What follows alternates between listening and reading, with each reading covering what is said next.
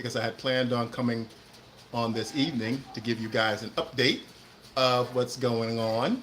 So I'm making progress on the second short film I was working on that I have been telling you about for the last few weeks. So the first one's done.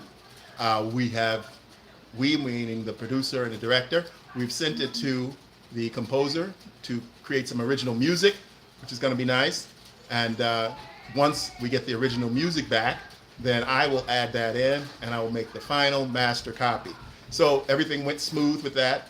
The director and the writer, they both like the where I place the special effects, and they like the editing, color correcting. So I completed my job, and they're happy with it. So I'm happy, and so I moved on to the next one. And so I'm about 3 or 4 scenes in. This one is pretty short, and it's gonna move pretty fast, I think. I completed 2 scenes also today, so I'm making good progress on this one. Let me adjust my light a little bit, and yes, there we go. So I'm going to adjust my light a little bit, and that looks good. So yeah, on another topic, I had about 2 months ago, I had started looking into trying to create a Patreon account. I had heard a lot of YouTubers that I watch have those accounts, and I looked into it and I said, looked at it a little bit, and at first I thought it might be too much work for me. But what I realized was that I was interested in it.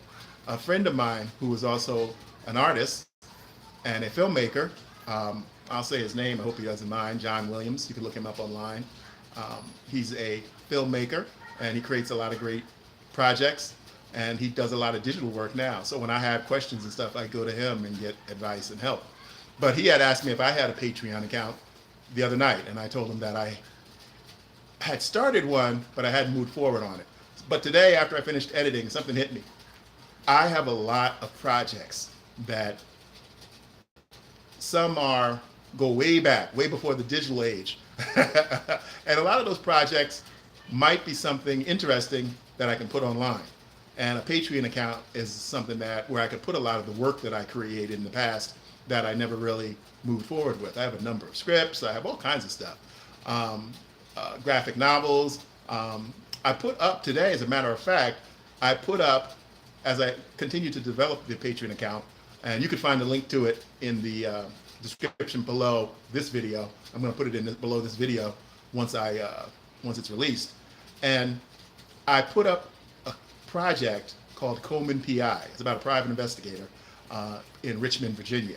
And it's been a project that I've had for years. Initially it was supposed to be a film years ago, but didn't have the budget, couldn't raise the budget. So I decided to make it a graphic animation. And I found some artists, I got the artists together. I have the scripts written specifically for the artwork. I hired a couple of artists. First I hired some still artists to create all the characters. And that went really well. That's something else that just reminded me right now. That should go up there. I'm going to look for that, and I'm going to put that up there also too. I'm just going to put all the content for that project up there so you can look through it. It might be interesting. And I can talk about the process of creating a project like that from the very beginning. Because a lot of film projects that you guys see that become developed, they're not created or thought of maybe the year they're made. Some people have scripts for 10 years, and this is a project that I had for about 10 years. So I'm thinking Patreon might be a way to find people to collaborate with and find people that are interested in seeing behind the scenes of my work. Again, a lot of the videos I created on here, I always mention to you guys that I love to create with people. And that's how I've done most of my elaborate work or projects got off the ground over the years. At the very beginning, when I started filmmaking, I would do everything, my wife and I would do everything ourselves. But then we started branching out. We started collaborating with people. And that's when I really started making progress in the independent film world. And that was in the early 90s, almost at the end of the 80s, actually, to tell you the truth. But I started collaborating. And that's when I started making progress. And so I want to try that again here with YouTube. In addition to the series that I'm going to be creating here on YouTube, I'm going to try to do collaborations with other people to create larger scale content for YouTube. and then also potentially off YouTube content. But mostly I'm not going to get into that right now because YouTube is where I want to focus on. So I'm going to concentrate on collaborating with people here on YouTube. But the Patreon is a great way for me to show you all the projects that I have in various stages of development. And I also plan to show behind the scenes stuff of the projects I'm creating here on YouTube. And the good thing about it is, if you're really interested, I can show it in all kinds of different ways. Just graphics, script, notes, me on there talking about what I plan to do next, without having a final polished project that I would post here on YouTube. So if you're interested in the behind the scenes of content creation, of filmmaking, of directing and editing, my Patreon account is going to be a place where I'm going to post a lot of stuff. And some of it's just going to be ideas that I had that unfortunately I had to abandon. I have a number of those. I have uncompleted feature films, uncompleted short films. So Patreon is going to be a place where I'm going to put a lot of that content. And if you're interested in my work, you'll be able to go there and see it. So right now, if you go there, there's I'm going to create a big storage of content. I'm looking over at it now. Big storage of content for Coleman PI, which is the project that I recently revived here for YouTube. And I've been working with artificial intelligence, different software programs to try to see if I can bring this project to life. So right now, if you've seen any of my videos on artificial intelligence, you've already seen some of the behind the scenes that I've created for Coleman PI, which, it's not very impressive. I'm not very impressed with it because I think AI is still in a stage right now where it's difficult for people like me. A lot of people like it, and a lot of people use it, and a lot of people make great content with it, but I just don't have the patience for it right now. It needs to get, I'm thinking maybe 2 or 3 more years before I'll be able to have the patience to work with AI where I can ask it to do something and it can do it. So that's my avenue with AI at this point. But I still use it for a lot of question and answers, helping me with content, helping me develop content, helping me do all kinds of stuff. But just the film part of it, I'm not ready to start working with it. But I'm going to keep my eyes out. I'm going to keep studying. I'm going to keep working with it, looking at it and learning about it so that once it's ready, I'll jump on board. So I won't be left behind. I'm going to be behind the scenes looking at the good programs, the ones that people say are ready.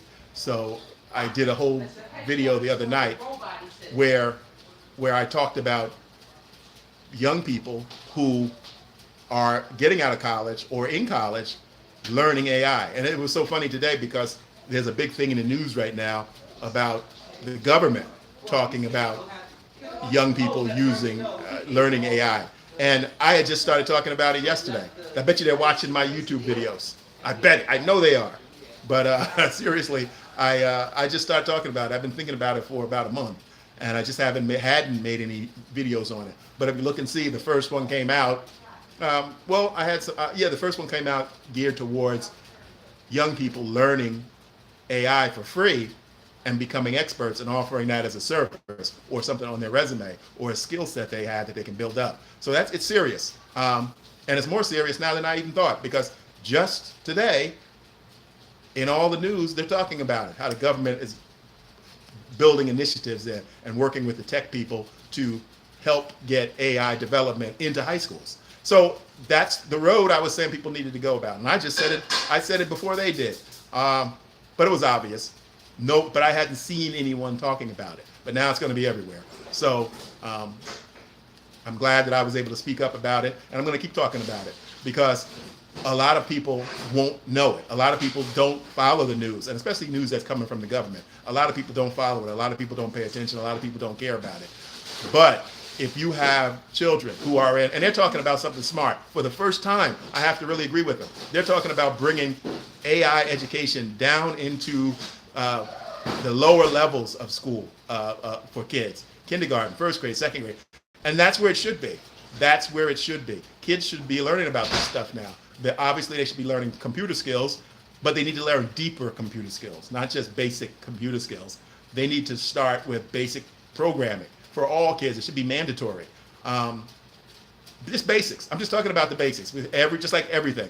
All children aren't going to be able to adapt to it, but the ones that can should be exposed to it. they should be exposed to computer programming, not just playing games, and sitting there and being a consumer of media. There will be some standout kids who can create it and can take that as a career path, and that should be made available to them. They might need to bring in some specialized teachers who understand it, who can teach it, and they can work in conjunction with the regular teachers. So those are all ideas. I'm not in the government. I'm not even interested in being involved, but I do have ideas, and I hope to spread those ideas here on YouTube. And if anybody's watching, feel free to take those ideas and use them, because these systems are free right now, and young people out of college or in college should learn those and be able to put those on your resume and really know how to work it, so that when they ask you in an interview, hopefully you'll get an interview, do you have any experience with artificial intelligence? Yes, I can do this, boom, this program. And we're talking about the operating side, not the programming or the code writing or the development or the creation. That's, people are already doing that, and they have big funding behind them. And I'm not talking about that. I'm talking about the user interface, where users work, because there are a lot of businesses, there are a lot of business people who need employees who can do this. And we can see that this is the future. And again, no need to sit in your house in the corner shaking in your boots because you can't find a job. You need to pivot. You need to add those additional skills to the degree you already have, and hopefully that will help you in your career search. So that's something I'm going to keep preaching, even though it's not directly related to my content. It is related, and that's the reason I got into it, because AI is really big on film and television and vision, creative, and that's a big part of it. That's a big part of it.